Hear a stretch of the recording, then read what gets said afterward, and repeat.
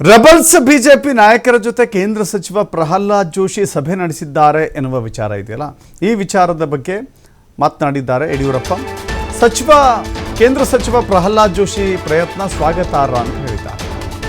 Rebels ಜೊತೆ ಮನವೊಲಿಕೆಯ ಕಾರಣಕ್ಕಾಗಿ ಪ್ರಹ್ಲಾದ್ ಜೋಶಿ ಸಭೆ ಮಾಡಿದ್ದಾರೆ. ನಾನು ಅಸಮಾಧಾನಿತರ ಜೊತೆ ಮಾತನಾಡಲಿಕ್ಕೆ ಸಿದ್ಧ ಅಂತ ಮಾಜಿ ಸಿಎಂ ಯಡಿಯೂರಪ್ಪ ಕೂಡ ಹೇಳಿದ್ದಾರೆ.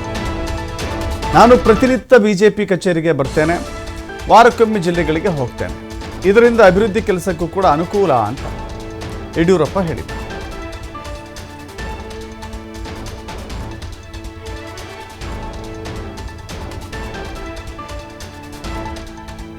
ಅಸಮಾಧಾನಿತರನ್ನ ಕರೆದು ಸಭೆ ಮಾಡುವಂತ ಪ್ರಯತ್ನವನ್ನ ಮಾಡಿದ್ದಾರೆ. ಪ್ರಹ್ಲಾದ್ ಜೋಶಿ ಅವರು ಏನು ಪ್ರಯತ್ನ ಮಾಡ್ತಾ ಇದ್ದಾರೆ, ಅದಕ್ಕೆ ನಾನು ಸ್ವಾಗತ ಮಾಡ್ತೇನೆ.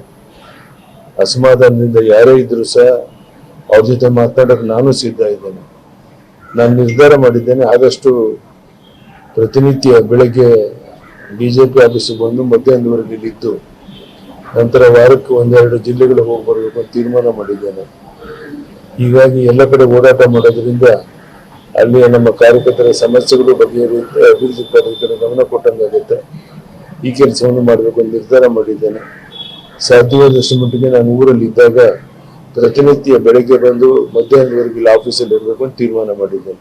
ಕೇಂದ್ರ ಸಚಿವ ಪ್ರಹ್ಲಾದ್ ಜೋಶಿ ಅವರು ಅಸಮಾಧಾನಿತರನ್ನ ಕರೆದು ಸಭೆ ಮಾಡುವಂತ ಪ್ರಯತ್ನವನ್ನ ಮಾಡಿದ್ದಾರೆ. ಪ್ರಹ್ಲಾದ್ ಜೋಶಿ ಅವರು ಏನು ಪ್ರಯತ್ನ ಮಾಡ್ತಾ ಇದ್ದಾರೆ, ಅದಕ್ಕೆ ನಾನು ಸ್ವಾಗತ ಮಾಡ್ತೇನೆ. ಅಸಮಾಧಾನದಿಂದ ಯಾರೇ ಇದ್ರು ಸಹ ಅವ್ರ ಜೊತೆ ಮಾತನಾಡಕ್ಕೆ ನಾನು ಸಿದ್ಧ ಇದ್ದೇನೆ. ನಾನು